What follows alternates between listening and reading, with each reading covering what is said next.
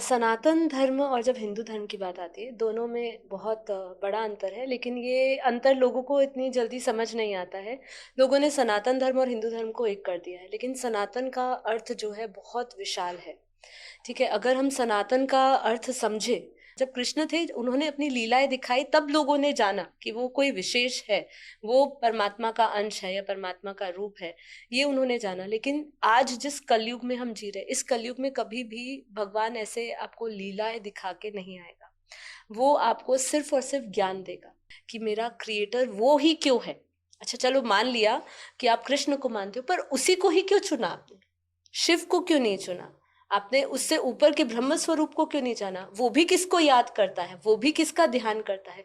ये सब प्रश्नों के जवाब जब एक भक्ति मार्ग में चलने वाला व्यक्ति सोचेगा, चिंतन करेगा, तो उसके ज्ञान के चक्षु खुलेंगे। मतलब उनकी ज्ञान से ही आप उनकी लीलाओं को भी समझोगे, साक्षात्कार भी तभी समझोगे आप कि वो साक्षात्कार भी क्या होता है उनका ना। तो इसलिए बंधना नहीं होता कहीं पर। भगवान यही कहते हैं, तू पहले अपने आप को जान और फिर तू मुझे जान। कृष्ण ने भी हमें, भगवान कृष्ण ने भी हमें साक्षात्कार दिखाए। कई शिव के भी ऐसे अवतार हुए, उन्होंने भी अपने अलग अलग रूप प्रकट करे, है ना। तो फिर किसको भगवान मान रहे हो? ये जो पूर्ण ब्रह्म है, उसके आगे वंशज को, उनके ही क्रिएटर ब्रह्मा विष्णु महेश, उसके बाद जो देवी देवता हुए, जो अंश अवतार हुए, 24 अवतार, उनको हम भगवान मान रहे हैं। तो फिर अपनी पहले सीमाएं बढ़ानी पड़ेगी अगर हम पूर्ण ब्रह्म से जुड़ना चाहते हैं। परम शांति मंत्र बोलिए, ये मेरे लिए टेस्टेड पूरा उपाय है। आप खाली परम शांति बोलते रहिए, बोलते रहिए। जैसे हर एक शब्द की एक वेवलेंथ होती है जो आपके ब्रेन में अलग अलग वेव्स पैदा करती है, ब्रेन वेव्स पैदा करती है। तो परम शांति परम धाम का शब्द है, और ये शब्द आपके ब्रेन वेव्स को ऑल्टर करता है, और ये आपके अंदर ऐसी फ्रीक्वेंसी लाएगा जिससे आपका ऑरा बदल जाएगा। एक जी, वो नहीं रहे तो दुख आ जाए, वो नहीं। जब हम परमात्मा को इतने लंबे समय से खोकर बैठे हैं तो हम दुखी नहीं होते। लेकिन एक संबंध जो इसी जन्म में मिला है, और मान लीजिए अभी मिला है, उसके साथ इतनी अटैचमेंट हो जाती है कि हम सब कुछ भूल जाते हैं उसके पीछे। तो आप सोचिए, जो हमारा परमात्मा के साथ जो इतना गहरा रिश्ता है, उस रिश्ते को हम भूल के दुखी नहीं हो रहे। तो ये सब ज्ञान का अभाव है।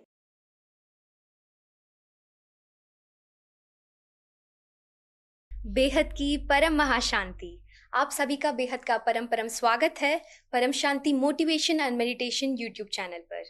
आज हमारे साक्ष है साक्षी दीदी, जो हर रोज इस चैनल पर मेडिटेशन कराते हैं। मैं हूं हरिप्रिया बेंगलोर से। मैं आज दीदी से कुछ प्रश्न पूछना चाहूंगी, जो आध्यात्म के रास्ते पर कई लोगों को बहुत सारे प्रश्न होते हैं। जी, आपका बेहद का परम परम स्वागत है दीदी। थैंक यू जी। परम शांति सभी दिव्य आत्माओं को। शुरू करने से पहले माँ बापू जी, नीरू माँ को बेहद कोटि कोटि नमन, चरण स्पर्श। आनंद भैया, साक्षी दीदी को बेहद कोटि कोटि धन्यवाद, चरण स्पर्श। अभी हम प्रश्न शुरू करते जी हैं। बिल्कुल, शुरू करिए। हिंदू धर्म और सनातन धर्म का क्या डिफरेंस होता है? हिंदू धर्म को विस्तार से समझाइए।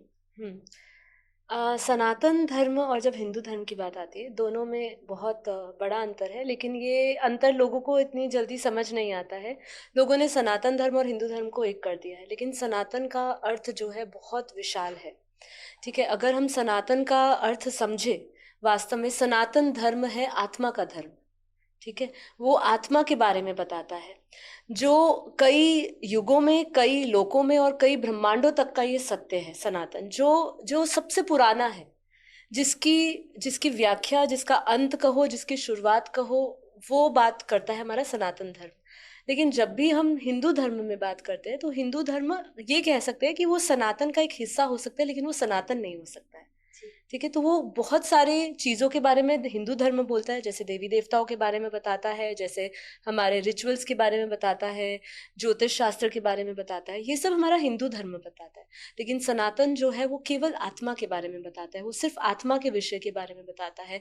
वो ये बताता है कि तुम वास्तव में, जो सनातन धर्म है वही आत्मा का धर्म है, वो सब सब तुम सब वो हो। लेकिन जब धर्म की बात करती है, वो सीमाओं में बांध देता है आपको ठीक है, इसलिए सनातन जो है वो हमारे हिंदू धर्म से कई ऊपर है। और सनातन का अगर शब्द ही समझे तो हमारे बापूजी कहते हैं सबसे पुराना, सनातन मतलब सबसे पुराना। जब कोई धर्म नहीं था, ठीक है, जो आज हम हिंदू धर्म कह रहे हैं, ऐसे कई धर्म की बात करते हैं, तो जब कोई धर्म नहीं था तभी आदि सनातन देवी देवता धर्म था। तो आदि सनातन सबसे पुराना, कई युगों का ये सत्य रहा है, कई काल का ये सत्य रहा है, वही सनातन धर्म है। जी। और मैं सभी को ये कहना चाहती हूँ कि अंत में रैपिड फायर भी होगा, तो आप सभी कृपया करके पूरा एपिसोड देखिए। दूसरा प्रश्न, भक्ति मार्ग के लोग बापूजी को कैसे जानेंगे? क्योंकि राम कृष्ण के अवतार में वो सभी लीलाएं और चमत्कार किए थे, उन लीलाओं के द्वारा वो समझ गए कि वो भगवान है। लेकिन बापूजी को कैसे जानेंगे, क्योंकि बापूजी लीलाएं नहीं करते। बिल्कुल सही, बापूजी हमेशा कहते हैं चमत्कार को नमस्कार करने वाले मुझे नहीं जान सकते हैं। तो ये परम सत्य है। और देखिए बात यहाँ पे ये आती है कि जितने भी अवतार हुए, सत्य तो एक रहने वाला है। सत्य ये है कि जो इस ब्रह्मांड का जो क्रिएटर है, जो शिव है, जिसे ब्रह्म कहा है, वही ब्रह्म तत्व, वही सत्य है। अगर आप उसको जानते हो, ये जितने भी अवतार हुए, चाहे 28 अवतार हुए, चाहे 24 अवतार विष्णु के हुए, चाहे शिव के 28 अवतार हुए, जितने भी अवतार समय समय पर हुए हैं, ये केवल अवतार है। सत्य ये है कि कहाँ कब किस टाइमलाइंस में अलग अलग समय पे, अलग अलग युग पे किसी पर्पस से आए गए हैं, ये अपना पर्पस करके चले गए हैं। इन्होंने लीलाएं करी, इन्होंने बताया कि अपनी शक्तियां दिखाई कि वो उस जो पर ब्रह्म परमेश्वर है, जो परमात्मा है, जो इस ब्रह्मांड का मालिक है, ब्रह्म पूर्ण ब्रह्म का वो अवतार अलग अलग, कोई अंश अवतार हुए, कोई पूर्ण अवतार हुआ, वो आए और लेकिन वो चले गए। लेकिन सत्य क्या रहने वाला है कि क्रिएटर एक ही है। तो इसलिए आप सबको लीलाओं में ना फंसते हुए, जैसे बापूजी को तो कोई इसलिए नहीं जान सका कि जब भी ज्ञान दाता होता है ना, वो साधारण ही रूप में आता है। जब कृष्ण थे, उन्होंने अपनी लीलाएं दिखाई, तब लोगों ने जाना कि वो कोई विशेष है, वो परमात्मा का अंश है या परमात्मा का रूप है, ये उन्होंने जाना। लेकिन आज जिस कलयुग में हम जी रहे, इस कलयुग में कभी भी भगवान ऐसे आपको लीलाएं दिखा के नहीं आएगा। वो आपको सिर्फ और सिर्फ ज्ञान देगा। कलयुग में भक्ति मार्ग वालों को इस मार्ग पर आने के लिए, बापूजी को पहचानने के लिए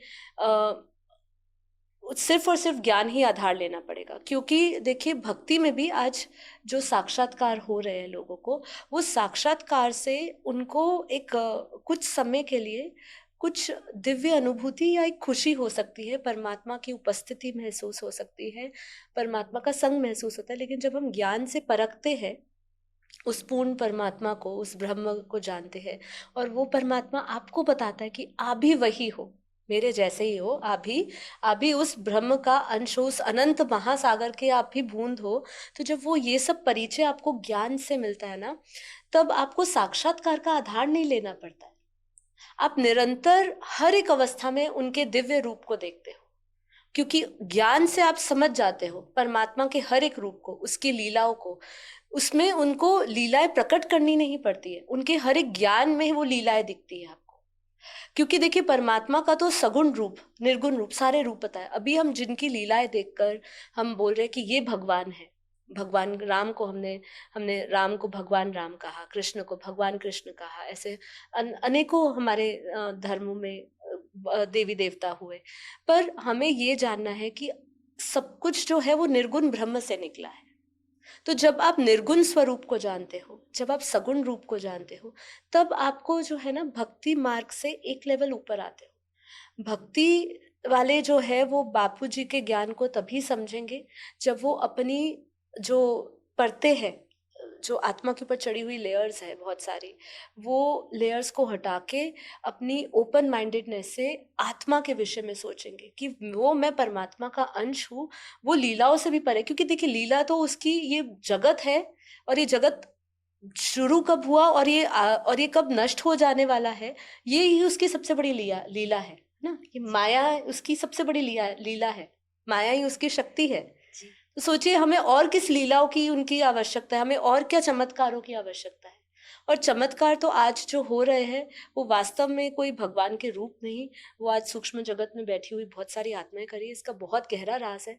पर अगर शॉर्ट में समझाऊं, इस प्रश्न के जवाब का उत्तर दूं, तो भक्ति मार्ग वालों को सबसे पहले अपने ज्ञान चक्षु खोलने चाहिए, परमात्मा को सही सही तरीके से जानना चाहिए कि मेरा क्रिएटर वो ही क्यों है, अच्छा चलो मान लिया कि आप कृष्ण को मानते हो, पर उसी को ही क्यों चुना आपने? शिव को क्यों नहीं चुना? आपने उससे ऊपर के ब्रह्म स्वरूप को क्यों नहीं जाना? वो भी किसको याद करता है, वो भी किसका ध्यान करता है?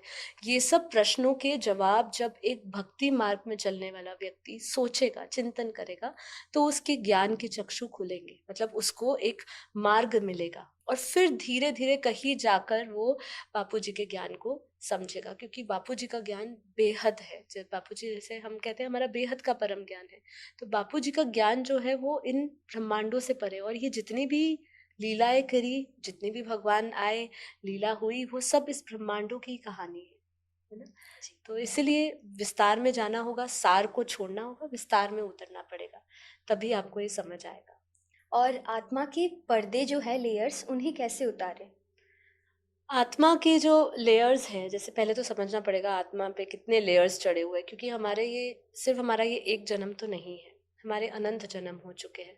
अनंत जन्मों में अनंत चीज़ें हमारे साथ घटित हो चुकी है, हमने इतने सारे कर्म बंधन इकट्ठे कर लिए हैं, हमारे इतने सारे सोल कॉन्ट्रैक्ट्स हो रहे हैं, चल रहे हैं, कोई हम पहले लेकर आ रहे हैं, पास्ट लाइफ के लेकर आ रहे हैं, कोई इसी जन्म के हैं।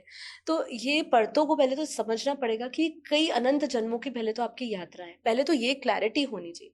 अनलेस एंड अनटिल आपको किसी चीज़ की क्लैरिटी नहीं है, जैसे आप अभी उस कॉन्शियस लेवल पे पहुंच चुके होगे जहां आप ये अंडरस्टैंडिंग रखते हो कि मैं आत्मा के ऊपर अनंत परतें चढ़ी हुई है।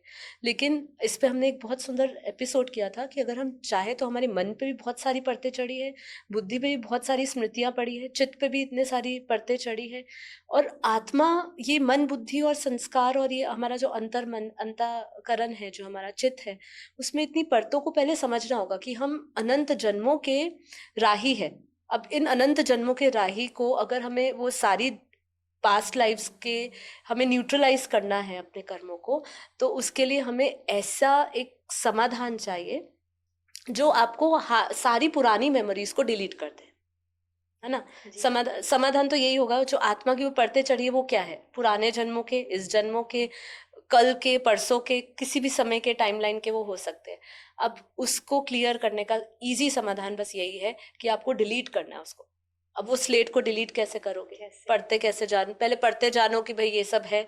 अब डिलीट करने के लिए आपको सिर्फ और सिर्फ परमात्मा का ज्ञान, परमात्मा की कृपा ही आपको मदद करती है। जब परमात्मा की कृपा होती है, जब आप उसके लिए चेष्टा करते हो, सबसे बड़ी बात है इंटेंशन क्रिएट करना, वो चेष्टा करना। जैसे आपने पूछा, ये किसी और ने नहीं पूछा कि मैं उन अब आत्मा की परतों को कैसे हटाऊं, वो जो चढ़े हुए मन पे इतने सारा कई जन्मों का प्रभाव पड़ा है, जो चित्त में पड़ी इतनी सारी वृत्तियां हैं, उसको मैं कैसे क्लियर करूं, ये आपने पूछा, किसी और ने नहीं, क्योंकि आपने ये विचार किया कि इसको हटाना जरूरी है। तो जब तक आप इसको हटाने की चेष्टा नहीं करोगे, संकल्प नहीं लाओगे, तब तक आपको रास्ता भी नहीं मिलेगा। पहले ये संकल्प लाइए, जानिए ज्ञान से कि ये सब वृत्तियां पड़ी है और मुझे मुक्ति चाहिए, मोक्ष चाहिए, तो ये सब क्लियर करना पड़ेगा पैटर्न, और ये इंप्रेशंस को मिटाना पड़ेगा। ये इंप्रेशंस को, पैटर्न को मिटाने के लिए मुझे कौन सा ज्ञान चाहिए जी, है ना। तो ये सब जानने के बाद आपको मार्गदर्शन मिलता है, परमात्मा की कृपा मिलती है, और फिर आपका ये लंबा प्रोसेस है। इस लाइफ टाइम में हो जाए तो बहुत अच्छा है, ये तो कई लाइफ टाइम बीत जाते हैं लोगों के जी। और इस इस्कॉन वाले बोलते हैं कि भगवान को मानने के लिए 3 प्रमाण देखने चाहिए। पहला, भगवान कहाँ प्रकट होते हैं और शास्त्रों में पहले से ही बताया गया है कि वो आकर क्या-क्या काम करेंगे। दूसरा, जब भगवान प्रकट होते हैं तो वो असाधारण काम करते हैं, ऐसे काम जो भूत, भविष्य या वर्तमान में किसी ने कभी नहीं किए। तीसरा, सारा प्रामाणिक आचार्य भी उन्हें भगवान माने। हमें ये 3 प्रमाण देखने होते हैं, तभी उन्हें भगवान माना जाता है। तो आपकी इसमें क्या राय है?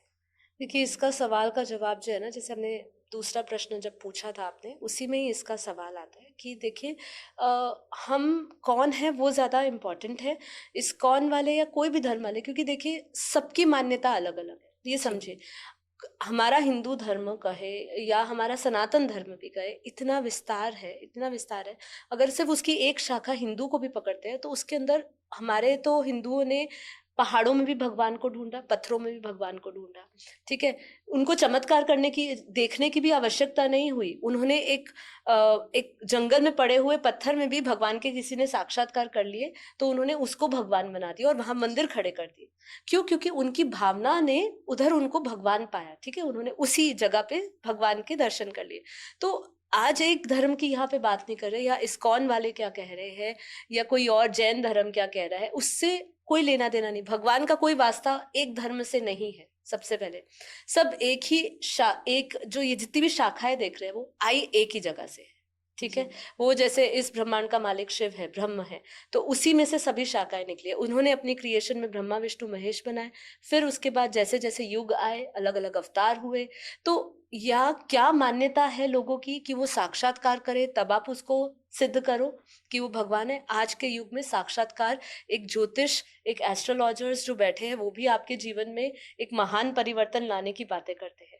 वो भी आपको चमत्कार का दावा देते हैं, ठीक है। तो क्या आप उनको भगवान मान लोगे? नहीं। भगवान की परिभाषा बहुत बड़ी है, ठीक है। वो अनंत महासागर है, और हम उनको क्या कर रहे हैं, एक छोटे से गागर में बंद करने की कोशिश कर रहे हैं कि है बस वो साक्षात्कार करवा दे, बस वो भगवान हो गया। साक्षात्कार करवाने के लिए जो आजकल तो सूक्ष्म ऊर्जाएं इतनी है हमारे धरती पर कि जो चाहे वो आपके सामने कोई भी रूप प्रकट कर सकते हैं। तो इसीलिए जो युग चल रहा है, जो समय चल रहा है, युग और समय के अनुसार ज्ञान बदलता रहता है। जैसे दुनिया परिवर्तनशील है, समय परिवर्तनशील है, वैसे ज्ञान परिवर्तनशील है। आपके पुरानी टेक्नोलॉजी के साथ आज जी सकते हो। आज आपको बोले पुराना बीएसएनएल वाला जो फोन हुआ करता था, उसी फोन के साथ रहो, उसी के साथ कॉल करो, आप लैंडलाइन कॉल ही करो। क्यों मोबाइल लेते हो? क्यों समय के साथ चल रहे हो? क्यों टेक्नोलॉजी बदल रहे हो?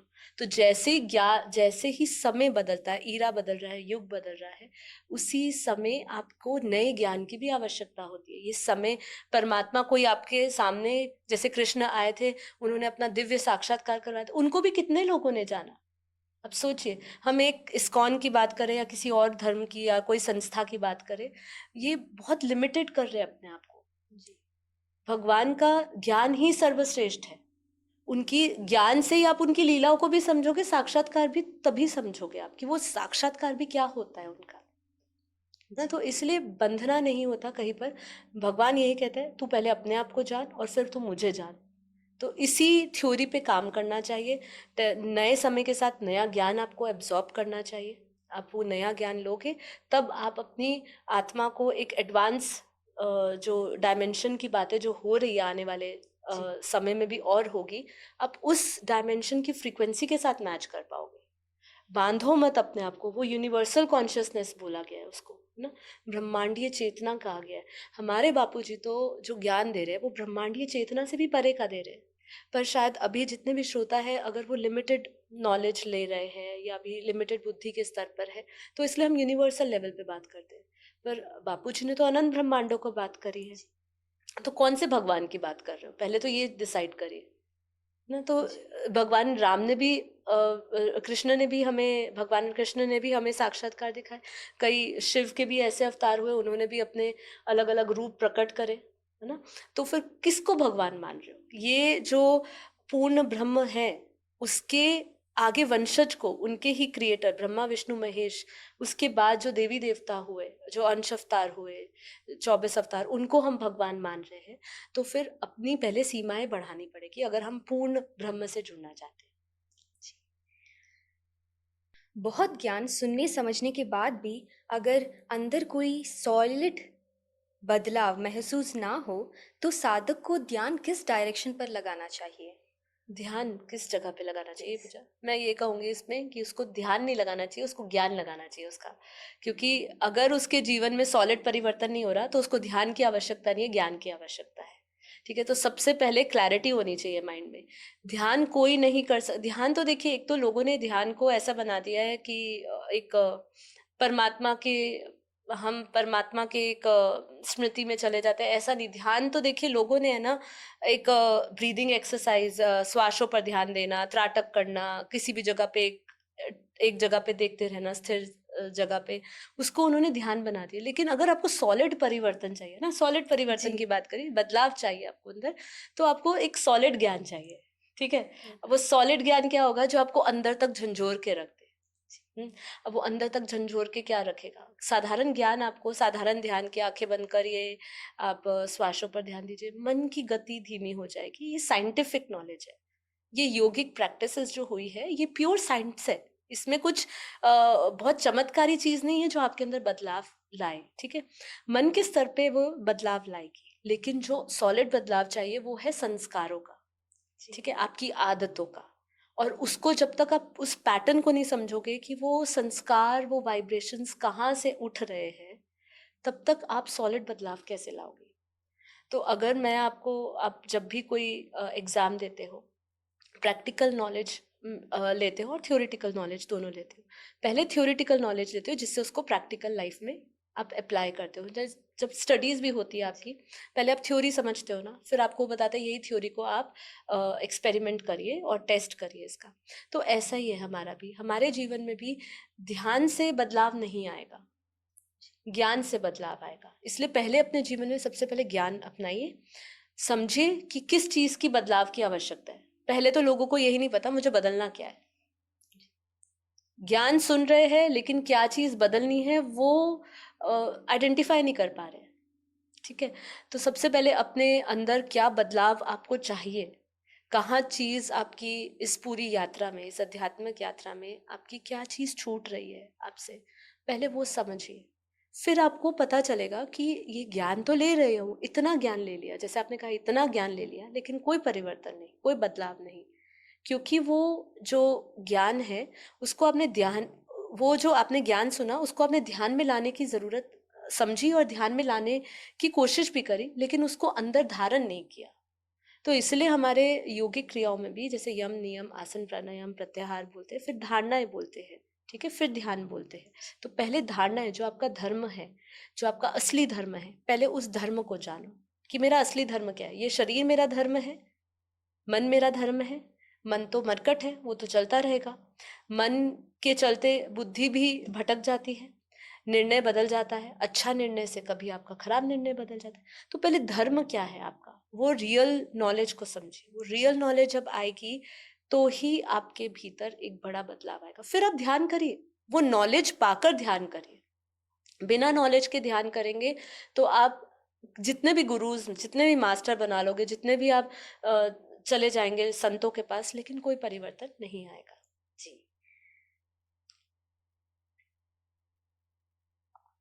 किसी की वजह से अगर हम अंदर दर्द महसूस करते हैं, तो क्या इसका मूल अहंकार है, संस्कार है, कर्म बंधन है, या शुद्धिकरण की एक प्रक्रिया?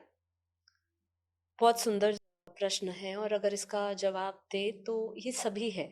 मतलब अगर हम समझे कि कोई बहुत गहरा दर्द है आपके अंदर, या अ, कोई भी परेशानी है और हम उसको जोड़ रहे हैं कि वो क्या हो क्या रहा है आपके भीतर, तो वो आपके संस्कार भी है। क्योंकि देखिए चित्त में जितने भी हमारे कार्मिक्स पड़े हैं, है ना, वो कार्मिक्स स्टोर्ड है। हमारा चित्त जो है वो एक स्टोरेज हाउस है कार्मिक डेटा का, ठीक है? अब वो जो भी स्टोर कर रहा है, जो भी इसमें स्मृतियां बनी पड़ी है, अब जैसे ही वो घटना या वो परिस्थिति या वो व्यक्ति आपके सामने आता है और आपको दुख होता है उस चीज का, तो दुख इसलिए क्योंकि आपके चित्त में वो स्मृतियां पड़ी है उस व्यक्ति से संबंधित, और वो एक्टिवेट हो जाती है। और वो एक्टिवेट करके आपको, जो आपने पहले प्रीवियसली अनुभव किया था उसके साथ दुख, वही दुख आपके अंदर स्टोर्ड है इम्प्रेशन, और वही दुख आपके सामने वापस आता है। तो एक वो संस्कार भी है आपका, ठीक है? और आपने क्या क्या बोला उसमें, आपका अहंकार, वो अहंकार भी है। अहंकार क्यों, आज ही हमने इस पे बात बहुत सुंदर करी कि अहंकार और आत्मन का जब हम डिफरेंस समझते हैं, जब हम आत्मा के धर्म में होते हैं तो हमें कभी भी दुख नहीं होता है।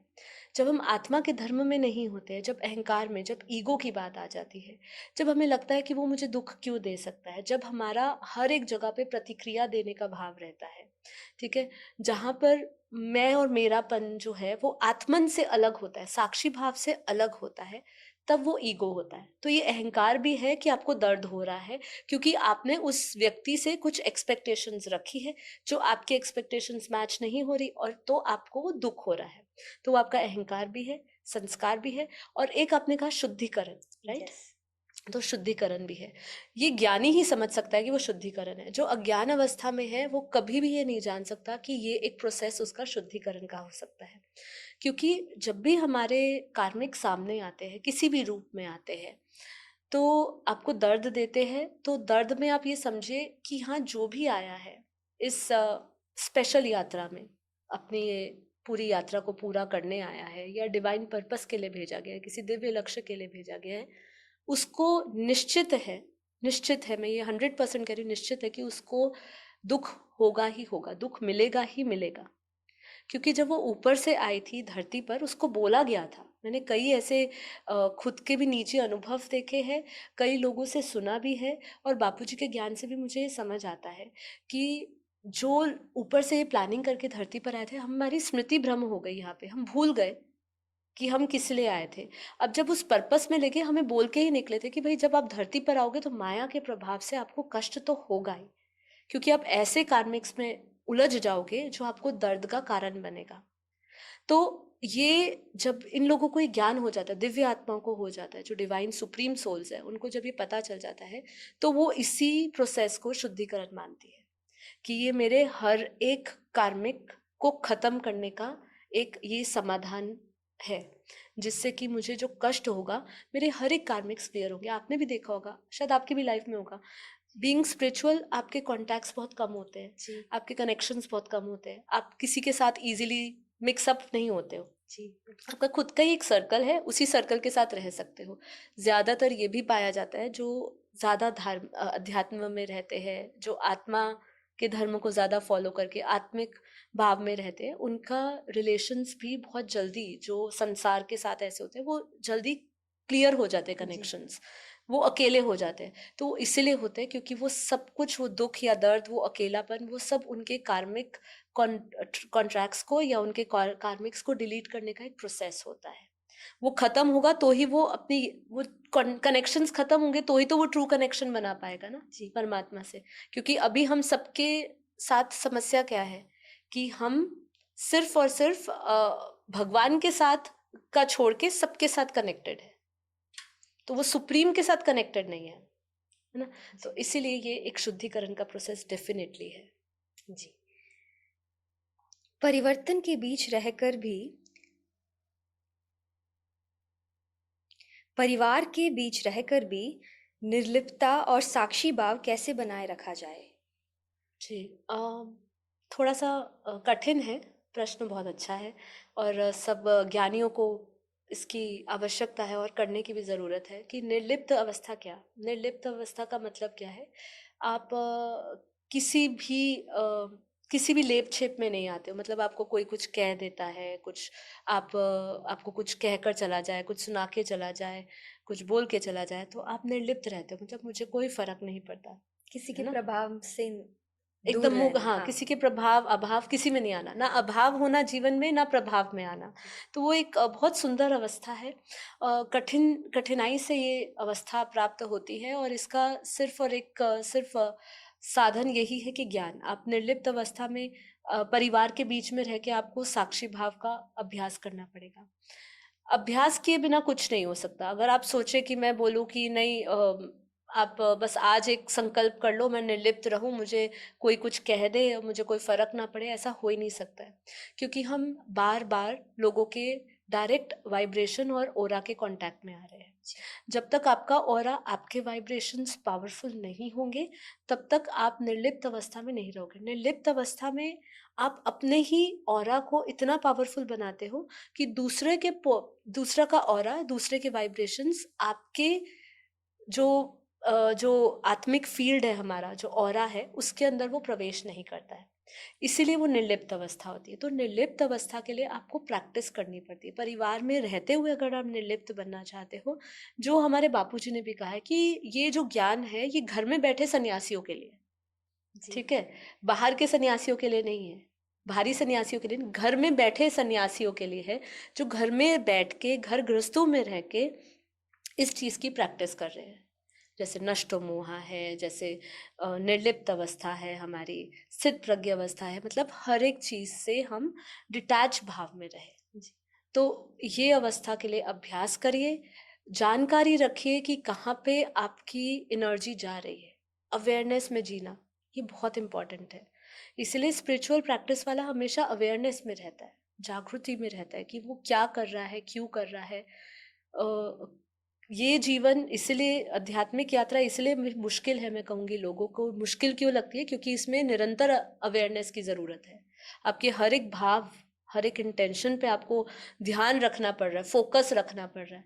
पर ये बिलीव करिए मेरी बात का, ये फोकस, ये अटेंशन वर्थ इट है। आखिरी में जो आपको मिलेगा ना, वो ऐसा आपको खजाना मिलेगा जो आपके सामने ये सब चीज़ें, ये तपस्या, ये साधना आपको व्यर्थ नहीं लगेगी। आपको लगेगी कि हाँ, मैं सही में, मुझे रिवॉर्ड मिला है। जैसे बापू जी भी कहते हैं, आप क्या सोच रहे हैं वो भी सोचो। हाँ, बिल्कुल। बहुत गहरा पॉइंट है इसके अंदर भी, कि पहले तो बापूजी कहते हैं सोचना स्वरूप ही नहीं बनना। अब कहते हैं अगर सोच भी रहे हो तो उसको भी ध्यान से सोचिए, सोच क्या रहे हो, उसमें भी अपना चिंतन लगाओ कि गलत तो नहीं सोच रहे, सोचने में भी सोच गलत तो नहीं आ रही कहीं पर। बहुत गहरी बातें हैं। और ऑरा को कैसे हम पावरफुल और प्रोटेक्टेड बनाए रखें? ओके, इसके लिए तो इसकी गाइडेंस लोगों को होनी बहुत ज़रूरी है। मैं सही बताऊँ आपको हरिप्रिया, क्योंकि इतने सारे मेडिटेशंस आ गए, इतनी सारी चीज़ें आ गई है कि लोग अपने आप ये चीज़ें करिए, ये रिचुअल फॉलो करिए, आपका ऑरा पावरफुल हो जाएगा। पावरफुल ऑरा जो है वो आपके वाइब्रेशंस, आपका जो थॉट प्रोसेस है और आपके जो इमोशंस है, ये जब दोनों कंपाइल होते हैं, दोनों जब एक साथ होते हैं, तब आपके भीतर से वाइब्रेशंस होंगे। क्योंकि थॉट जो है वो हमारा एक विचार जो है वो एक एनर्जी, एक फ्रीक्वेंसी निकल रही है। और जो भावना है, जो इमोशंस है, इमोशंस का मतलब ही क्या है? एनर्जी इन मोशन, मतलब आपके वाइब्रेशन। अब वो वाइब्रेशन जो है, वो वाइब्रेशंस में टिके रहना। ऑरा को पावरफुल करना है तो आपको निरंतर चिंतन स्वस्थ रखना होगा। ठीक है, जी। चिंतन को स्वस्थ रखना बहुत जरूरी है। जैसे हम कहते हैं ना कि मन चंगा तो सब कुछ चंगा, मतलब मन अच्छा तो सब अच्छा। तो ऐसे ही आपका चिंतन अच्छा होगा तो ऑरा पावरफुल होगा। अगर चिंतन आपका खराब है तो आपका ऑरा भी खराब होगा, बदलता रहेगा, आपके चिंतन के साथ ऑरा बदलता रहेगा। तो पावरफुल ऑरा का एकमात्र उपाय यही है, पहले तो अपना चिंतन सुधार के अवेयरनेस के साथ बार बार अपना चिंतन को बदलने का अभ्यास करें। जब आपका चिंतन सबकॉन्शियस माइंड में प्रोग्रामिंग हो जाती है तो डेफिनेटली आपका चिंतन बिगड़ता नहीं है। आप जब भी किसी गलत जगह पे, स्थान पे, गलत जगह या गलत लोगों के संबंध में भी आते हो, संपर्क में भी आते हो, तो भी उनका ऑरा जो है, आपके इलेक्ट्रोमैग्नेटिक फील्ड इतना पावरफुल हो जाता है कि वो प्रभाव नहीं डालता है। तो आपके सबकॉन्शियस माइंड की प्रोग्रामिंग करने के लिए आपको चिंतन सुधारना होगा।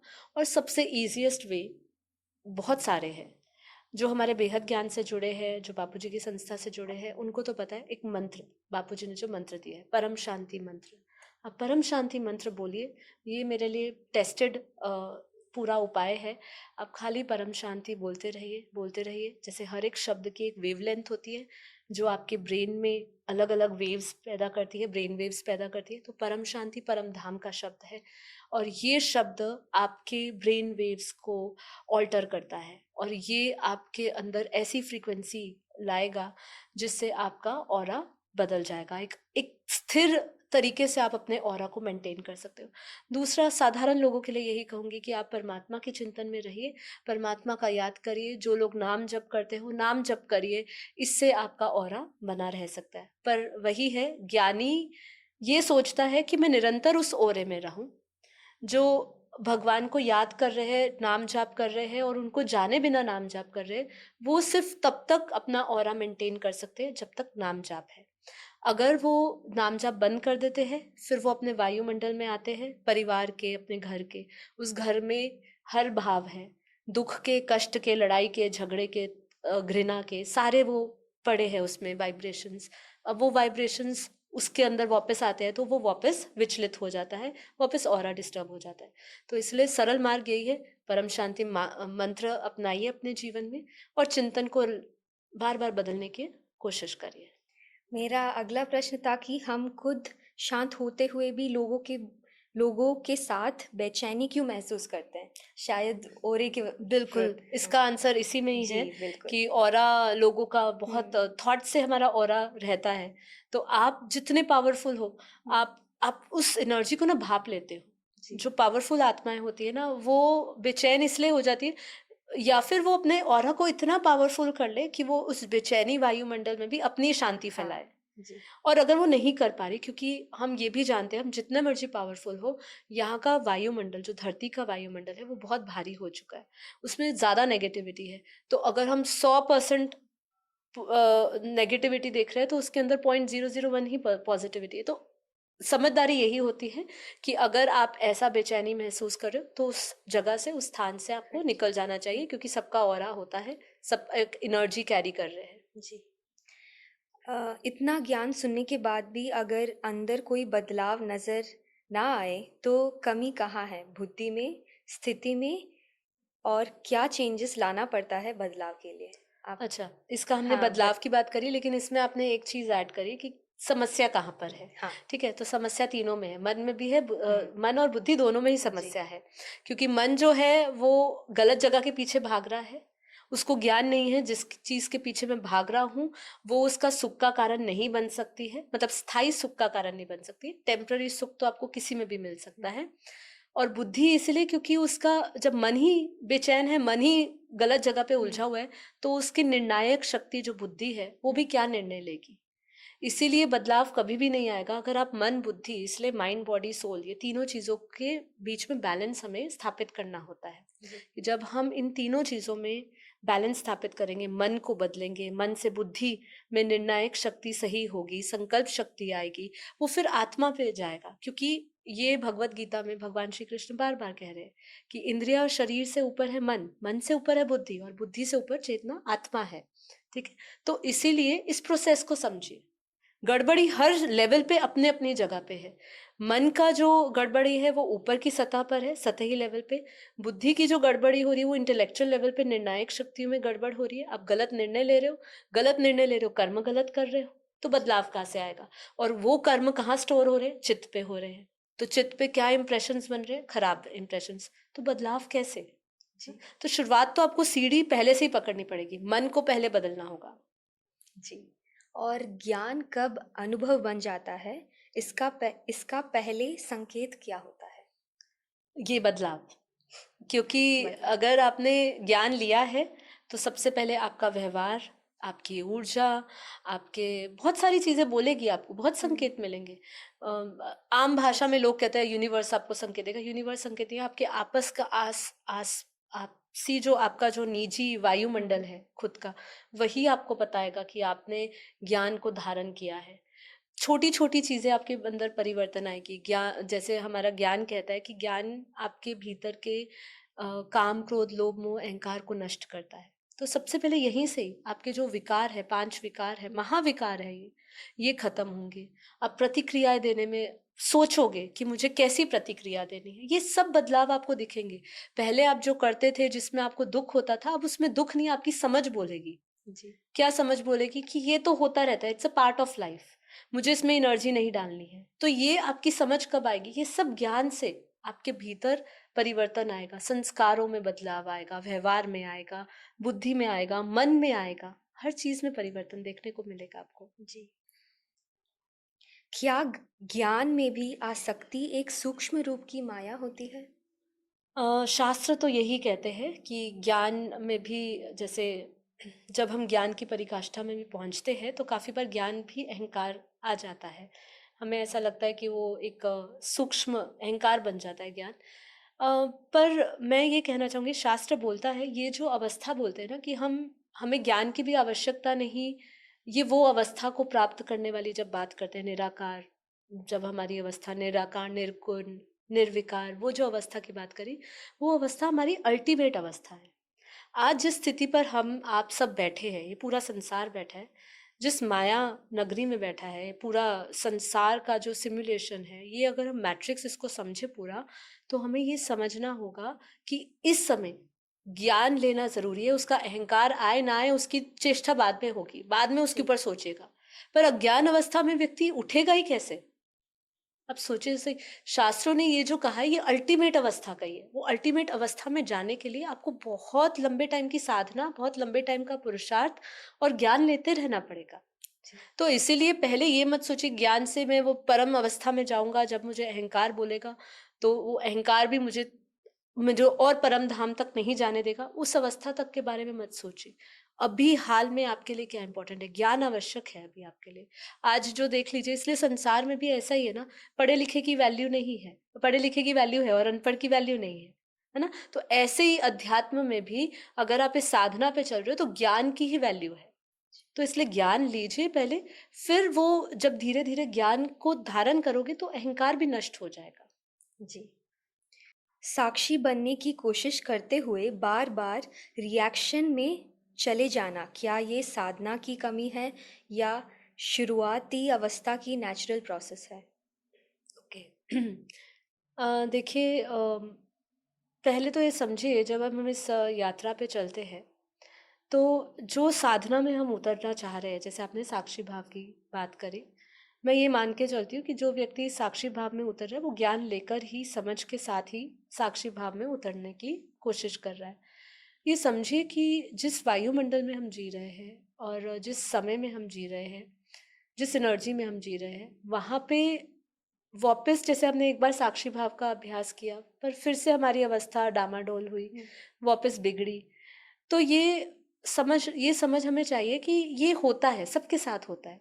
काफ़ी बार लोग गिव अप कर देते हैं सोच के कि आज मैंने साक्षी भाव की प्रैक्टिस करी है, मैं कर पा रहा हूँ, फिर थोड़ी देर बाद ऐसी कुछ घटनाएँ बनती हैं जब वो उसका वही जो प्रैक्टिस है वो टूट जाती है। वो वापस प्रतिक्रियाओं में आ जाता है। अ, वो वापस उलझ जाता है। लेकिन ये समझ कर चलिए कि ये दुनिया में ये अभ्यास अंत तक चलेगा। क्योंकि हमारे पास ये जो शरीर भाव का जो अनुभव है ना, वो काफ़ी लंबे समय तक हमारे पास रहा है। जी। और ये अनुभव इसलिए भी रहा भी है और हम अभी इसको जी भी रहे हैं। क्योंकि आज हम जिसको भी इंद्रियों द्वारा देख रहे हैं, इंद्रियों द्वारा किसको देख रहे हैं? शरीर को ही देख रहे हैं, आत्मा को तो नहीं देख पा रहे, किसी की सूक्ष्म शक्तियों को देख पा रहे, इवन ऑरा को भी नहीं देख पा रहे, इन आँखों से तो नहीं देख पा रहे हैं। जी। अनलेस एंड अनटिल आपने कोई दिव्य शक्तियाँ अपने अंदर वो जागृत कर ली हो कि आप किसी के ऑरा को भाँप रहे हो या खुली आँखों से देख रहे हो। पर बहुत रेयर लोग हैं, मैं कहूँगी इसमें भी शायद सूक्ष्म शक्तियाँ इन्वॉल्व होगी, सूक्ष्म आत्माएँ इन्वॉल्व होगी जो उनको किसी का ऑरा पढ़ने में या दिखाने में सक्षम होगी। लेकिन ऐसी किसी में इतनी कोई शक्ति नहीं है, क्योंकि देखिए इतनी शक्ति होती तो आज हम अपने दुःख से भी लड़ सकते, कष्टों से भी लड़ सकते, पर हम इतने जल्दी कोई हमारे जीवन में कोई घटना आती है तो हम इतने दुखी हो जाते हैं जैसे हमारे ऊपर दुखों का पहाड़ आ गया हो। तो ये समझ के चलिए कि जो वायुमंडल है, जो स्थितियाँ हैं धरती पर, उसमें अभ्यास की निरंतरता रहेगी। आज आप अच्छा महसूस करोगे, आज आप साक्षी बनेंगे, लेकिन हो सकता है कल आपका यही स्थिति ना रहे। ये स्थिति ना रहे तो घबराएँ नहीं, अपना वो रास्ता मत छोड़िए। लोग ये रास्ता छोड़ देते हैं कि ये मुश्किल है, ये रास्ता मत छोड़िए, वापस अभ्यास करिए, ठीक है? जी। अभ्यास करते, करते, करते जब आपके भीतर की सारी गंदगी चली जाएगी, मन का शुद्धिकरण हो जाएगा, चित्त का शुद्धिकरण हो जाएगा, तब ये धीरे-धीरे रिफ्लेक्ट होगा, तब आप पूर्ण साक्षी भाव में आ पाओगे। तो इसलिए कभी भी गिव अप नहीं करना चाहिए, इसमें निरंतर अभ्यास की आवश्यकता रहेगी, रहेगी। जी। आत्मस्थिति कोई अनुभव होती है या ये एक स्थायी दृष्टि है? ये अनुभूति होती है डेफ़िनेटली। ये कोई मतलब आत्म साक्षात्कार कहो या आत्मदृष्टि कहो, ये अनुभूति की बात है, क्योंकि आत्मा को इन आँखों से नहीं देखा जा सकता है।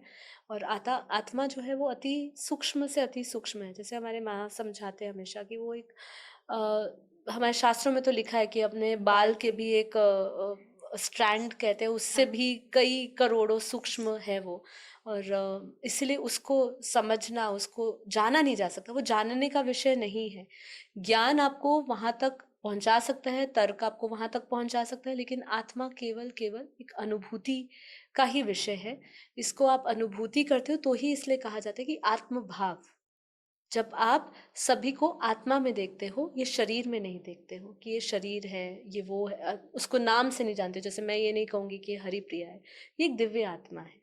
तो ये भाव जो है, ये भाव तब आता है जब मैं खुद आत्म भाव में रहती हूँ। तो हम शरीर से उसकी जजमेंट नहीं करते हैं, जी। है ना? कि ये सुंदर है, ये अच्छा नहीं है, ये मोटा है, पतला है, ये सब चीज़ें आपकी दृष्टि चली जाती है। तो वो दृष्टि, आत्म दृष्टि आती है ज्ञान से, आत्मा के ज्ञान से। और फिर आप आत्म भाव में उतरते हो और तब आप आत्मा की अनुभूति करते हो। जी। बुद्धि को हल्का रखने का उपाय बताइए। बुद्धि को हल्का रखना है तो इसके लिए तो योग है, जी। ठीक है, लेकिन योग सब्जेक्ट मैं खाली बोलूँगी तो ये अधूरा प्रश्न का उत्तर हो जाएगा। तो योग अगर सीखना है तो पहले हल्का रखना है तो पहले तो आपको डिटैचमेंट की प्रैक्टिस करनी चाहिए।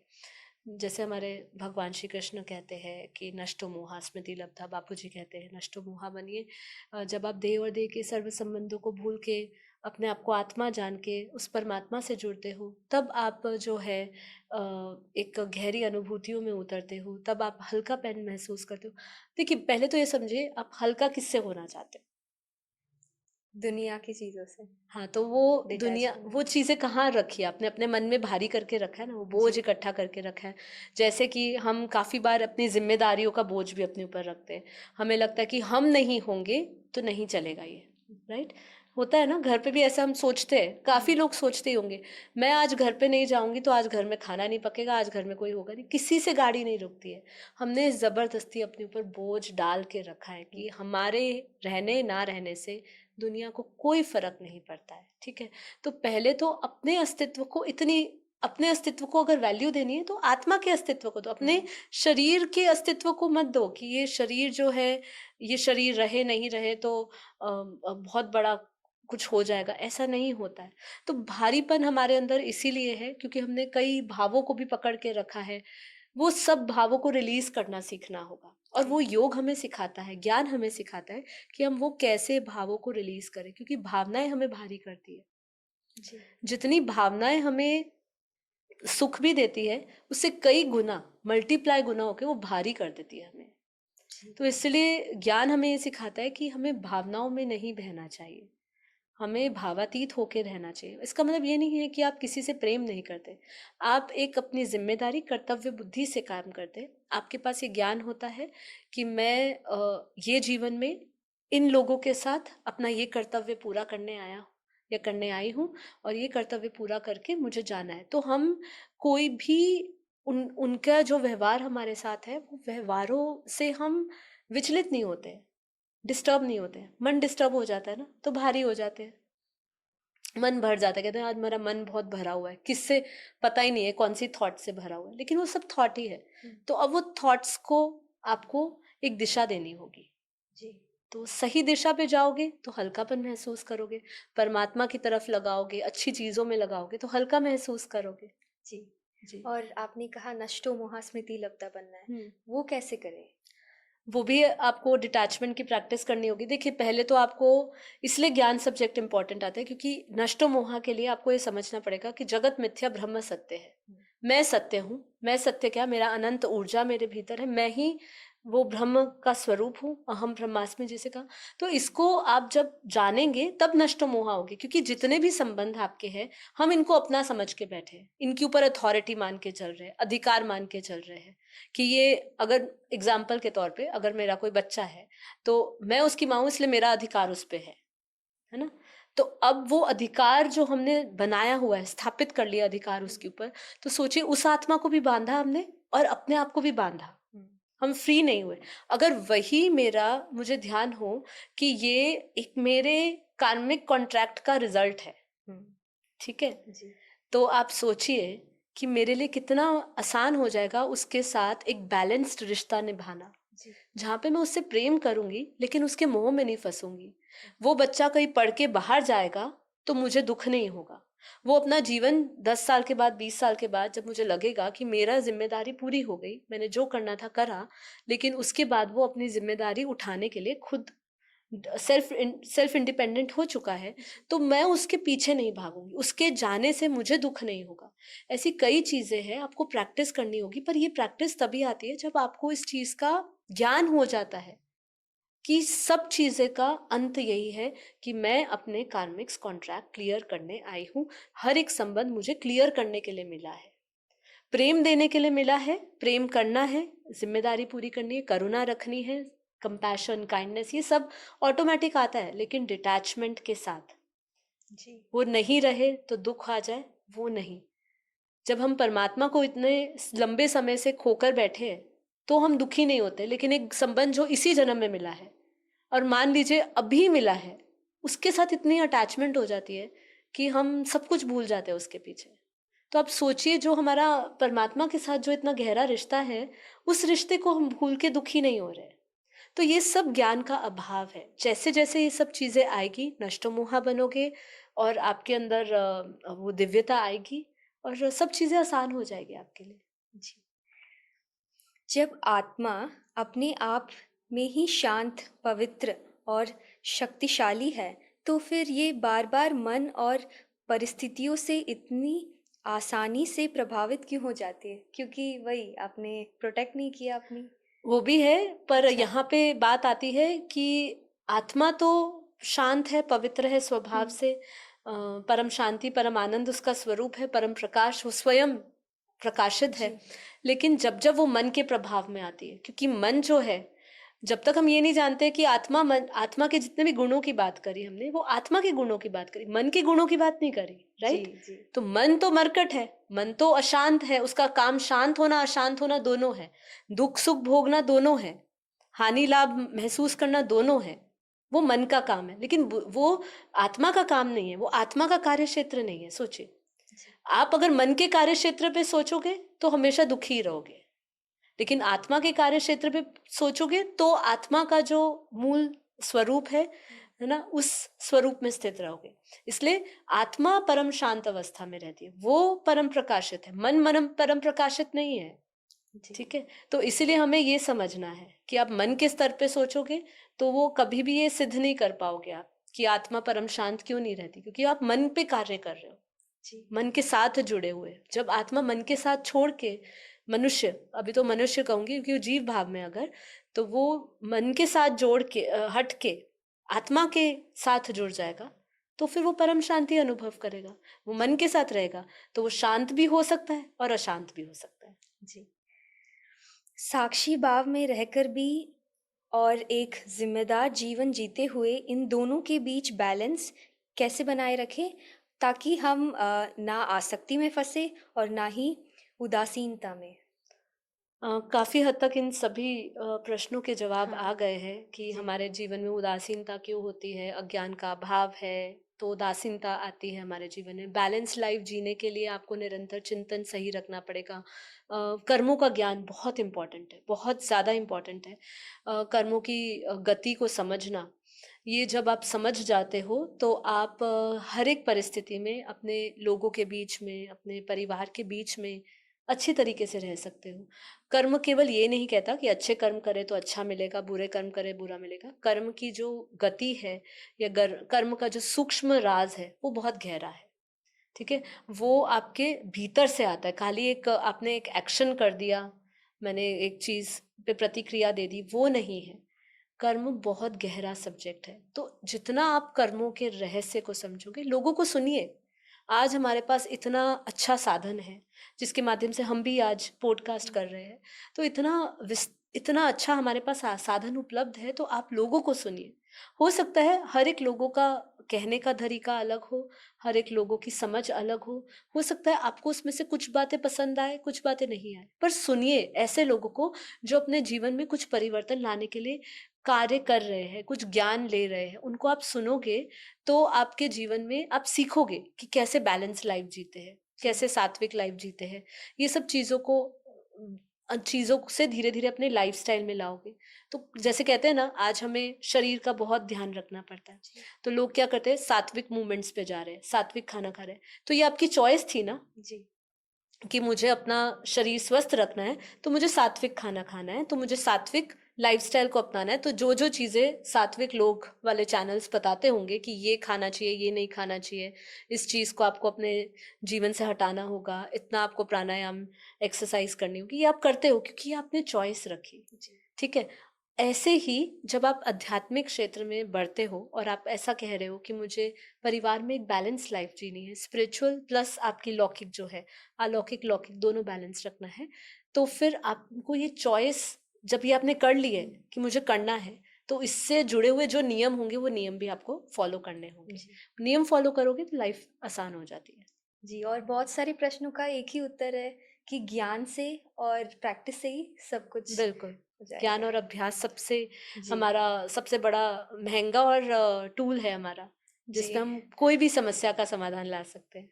श्री कृष्ण ने कहा कि कोई भी योगी, ज्ञानी, सन्यासी या कर्मयोगी अपनी मेहनत से माया को पूरी तरह नहीं जीत सकता।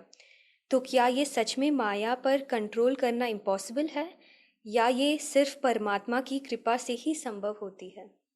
ओके, आपने किन-किन की बात करी? ज्ञानी, ज्ञानी, ज्ञानी, योगी। योगी, कर्मयोगी, हुँ, सन्यासी। ओके। अ, और इस पे परमात्मा की कृपा आवश्यक है हुँ, अगर माया से परे होना है। देखिए, चाहे ज्ञानी की बात करें, चाहे आप सन्यासी की बात करें, चाहे कर्मयोगी की बात करें, ये जितने भी हम योगियों की बात कर रहे हैं, जी, ज्ञानी, कर्मयोगी, सन्यासी, ये जब तक कहीं न कहीं इनके अंदर, कहीं न कहीं ज्ञान से जो गुणवत्ता हमारे अंदर आती है, जो ज्ञान से हमारा स्वरूप धारण होता है, वो ज्ञान में उनकी जो एप्लीकेशन है, मतलब वो जो करना चाह रहे हैं, वो धारणाएँ हुँ, जो है, उसमें कमी है। मतलब ज्ञानी समझिए, ज्ञान ले रहा है, लेकिन उसको धारण नहीं कर रहा है। सन्यासी है, सब चीज़ों से अलग तो हो गया है, लेकिन मन फिर भी उलझा हुआ है। जी, अभी भी उसके विचार कहीं संसार में जा रहे हैं। जी, ठीक है? सन्यासी वो कपड़ों से हुआ है, उसने धर्म फॉलो कर लिया होगा, लेकिन उस आत्मा के धर्म को नहीं पकड़ा होगा, अभी भी वो संसार में उलझा होगा।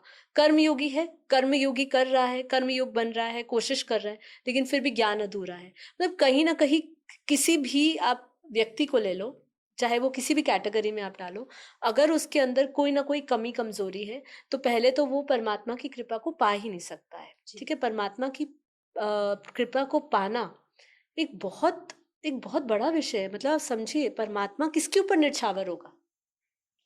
हाँ? मतलब उसमें पूर्ण प्रेम भाव चाहिए। अब ज्ञान है लेकिन प्रेम नहीं है परमात्मा से, भाव नहीं है परमात्मा के प्रति। सन्यासी है लेकिन उस अहंकार में जी रहा है कि मैं सन्यासी हूँ। कर्मयोगी है, कर्मयोगी जी रहा है, लेकिन उसको ऐसा लगता है कि मैं कर्मयोगी जी रहा हूँ, लेकिन फिर भी वो जितना स्थिति उस कर्मयोग में, जितना परमात्मा की उपस्थिति में रहना चाहिए उसको, या उसके सानिध्य में रहना चाहिए, वो नहीं चिंतन चल रहा है। मतलब आप समझिए, इस सवाल का जवाब यही है कि जितनी कमी कमजोरियां हैं, जी। वो कमी कमजोरियों पे काम करना होगा, चाहे वो ज्ञानी हो, सन्यासी हो, कर्मयोगी हो। हुँ, वो जब सब चीजों पे करता है काम, तो ही वो माया से बचा रहता है।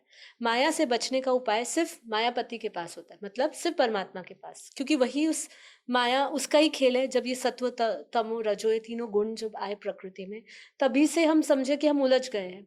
अब हम जब उस निर्गुण के साथ जुड़ जाते हैं, तो हमारा माया का भी जो क्षेत्र है, उस क्षेत्र से हम पार कर जाते हैं, मतलब उसकी ग्रेविटी से ऊपर उठ जाते हैं, माया की ग्रेविटी से। जी, ठीक है? तो माया की ग्रेविटी से ऊपर उठना है, तो और परमात्मा की कृपा पानी है, तो उस पूर्णता से हमें उसके साथ संपूर्ण स्वरूप में जाना होगा।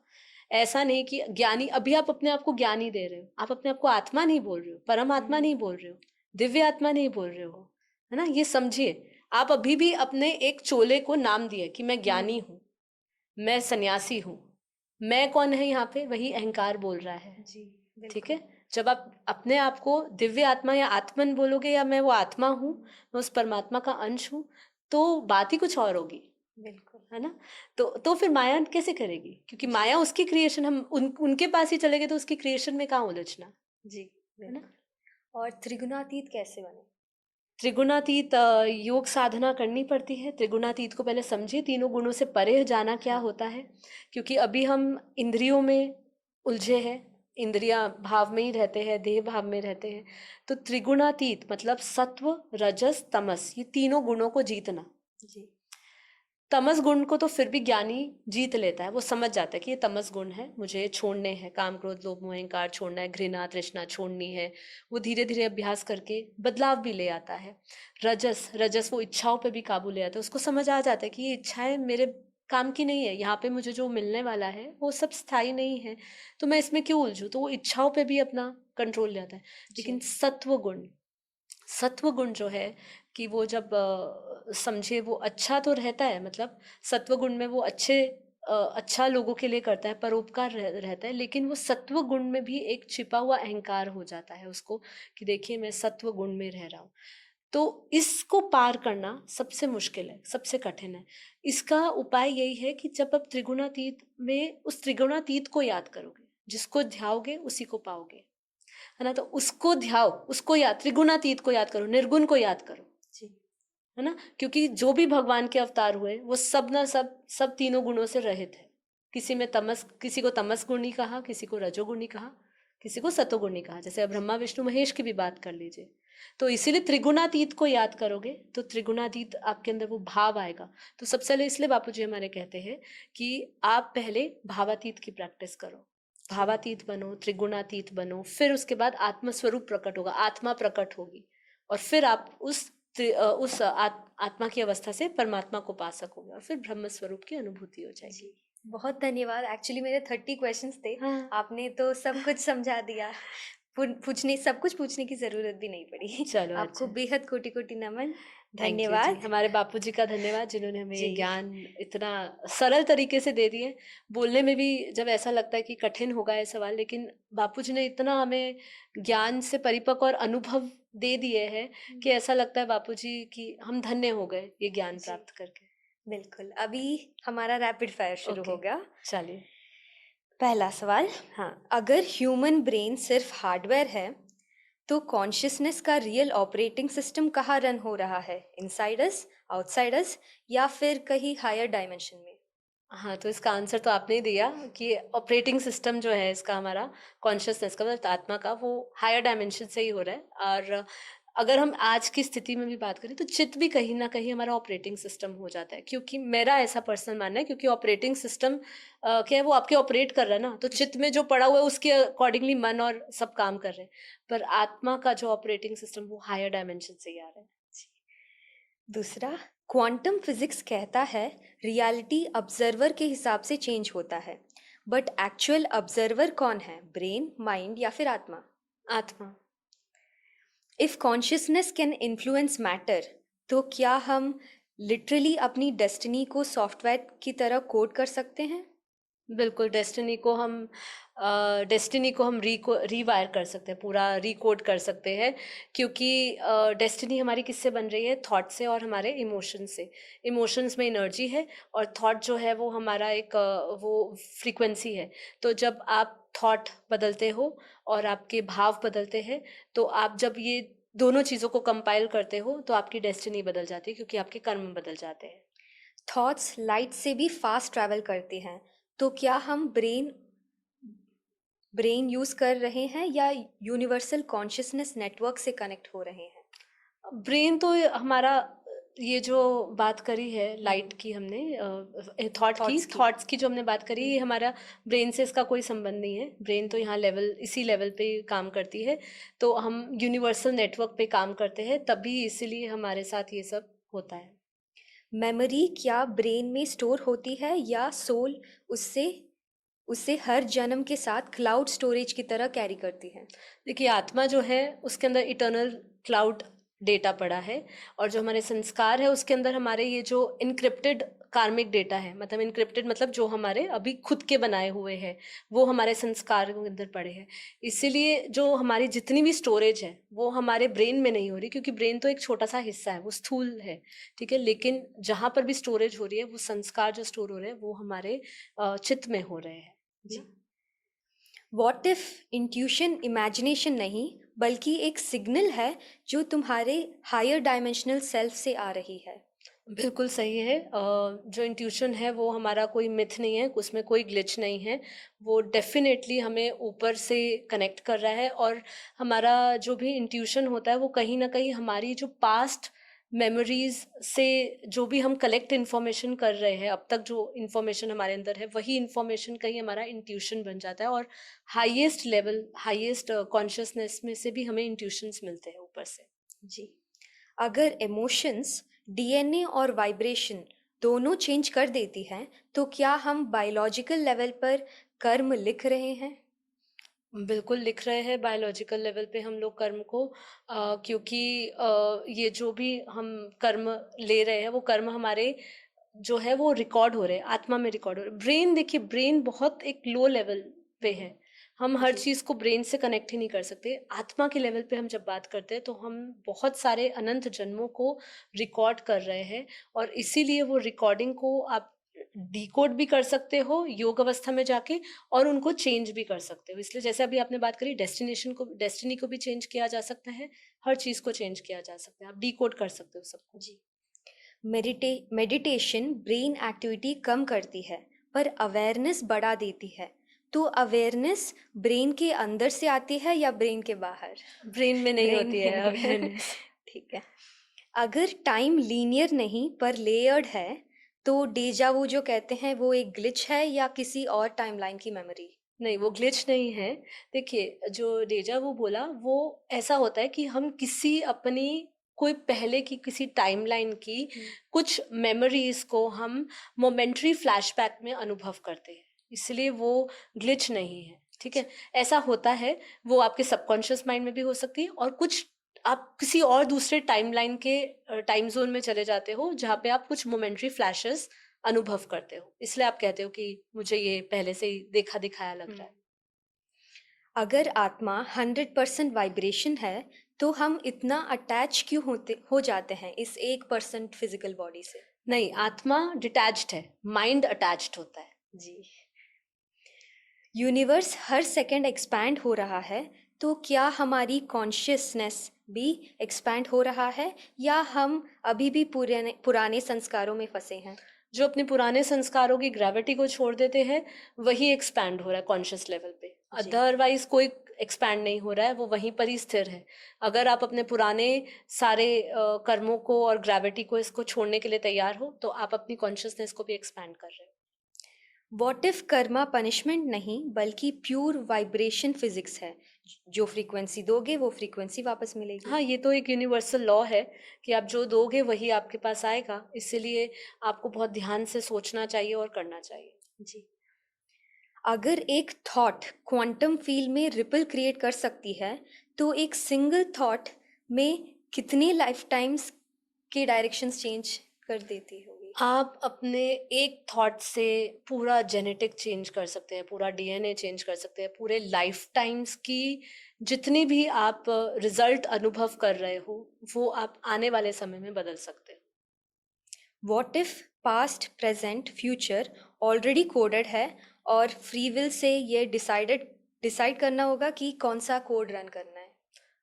देखिए, फ्री विल तो सब आपके पास है, ठीक है?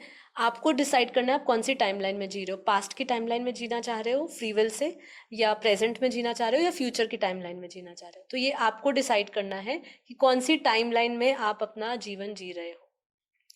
डेथ ब्रेन को एंड करती है, आत्मा को नहीं, तो हम इतना फियर किस चीज़ का करते हैं जो कभी होती ही नहीं हमारे साथ? एक्चुअली जो फियर है वो बाय प्रोडक्ट है माइंड का, आत्मा का नहीं है। इसलिए वो डरता इसीलिए है क्योंकि वो माइंड से सोचता है, वो माइंड का प्रोडक्ट है फियर। जी। तो जब हम माइंड से ऊपर उठ जाते हैं तो वो फियरलेस हो जाता है। क्या पता जो दुनिया हम देख पाते हैं वो सिर्फ उतनी ही वाइब्रेशन हो जितनी हमारी कॉन्शियसनेस डिकोड कर सकती है? डेफिनेटली। आप जितना, जैसे यथा ब्रह्मांडे तथा पिंडे का है, जिस एनर्जी में आप हो उसी एनर्जी में आपको पूरा यूनिवर्स दिखेगा। अगर आप अपनी कॉन्शियसनेस को डिकोड करके हायर कॉन्शियसनेस पे जाते हो तो आप हायर एनर्जीज को टैप कर सकते हो। बेहद धन्यवाद। अभी बेहद धन्यवाद आपको सारे प्रश्नों के उत्तर इतने Thank बढ़िया you so तरीके से much. देने के लिए, और आशा करती हूँ आप सभी को ये पॉडकास्ट बहुत अच्छा लगा होगा। बेहद की परम महाशांति। Thank you so much. Param Shanti सभी को। परम शांति। बेहद की परम शांति सोचो, बोलो परम शांति। Join us daily for our morning live meditation, Monday to Saturday, 5:30 to 6:30 a.m. Join us daily for live meditation, 10 p.m. to 11 p.m. on YouTube Live. Subscribe now. Website www.paramshanti.org.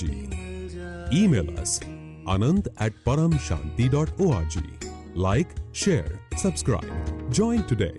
बेहद की